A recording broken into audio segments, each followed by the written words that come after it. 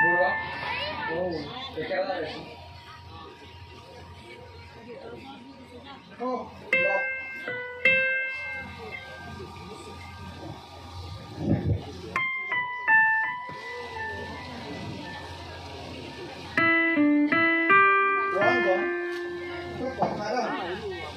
বেয়া ভাবি নেকি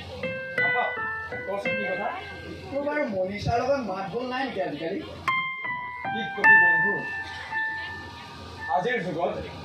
সঁচা ভাবিবৰ কোনো মূল্য নাই মানে আৰু তাইক মই সঁচা ভাবিছিলোঁ যি বিচাৰে তাকে দিছিল কিন্তু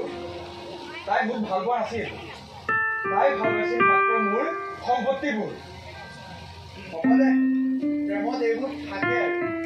আৰু তোক মই আগতে সতৰ্ক কৰি দিছিলোঁ মই জানোতো তাই ছোৱালীজনী কেনেকুৱা কিনো কৰিলি বাৰু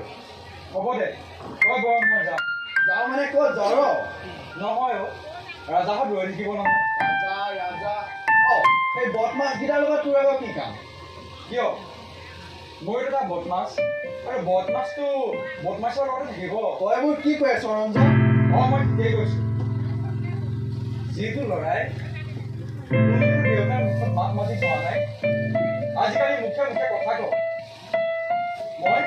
মা আৰু ভণ্টিৰ মনত আঘাত দিছোঁ ৰাতি ১টা বজাত মদ খাই ঘৰত সোমাই হুলস্থুলীয়া পৰিৱেশৰ সৃষ্টি কৰিছোঁ এতিয়া কওঁ মই বেয়া ল'ৰা নহয় মইনো তোক আৰু কি কওঁ তইতো চব জানি বুজিয়ে কৰিছ মাত্ৰ লগৰ বুলি এটা কথাই কওঁ মাক দেউতাৰ মনত দুখ দি একো কামেই শুদ্ধ নহয় বাৰু হ'ব দে মই যাওঁ যা হেল্ল' কি ল'ৰাটোক কৈ গ'ল মোৰ ইয়াতকৈ বেছি মাক বাপেক খালতহে বেয়া লাগে হেল্ল' বাপেকটোৱে মদটো বাদেই তামোল এখনো নেখায়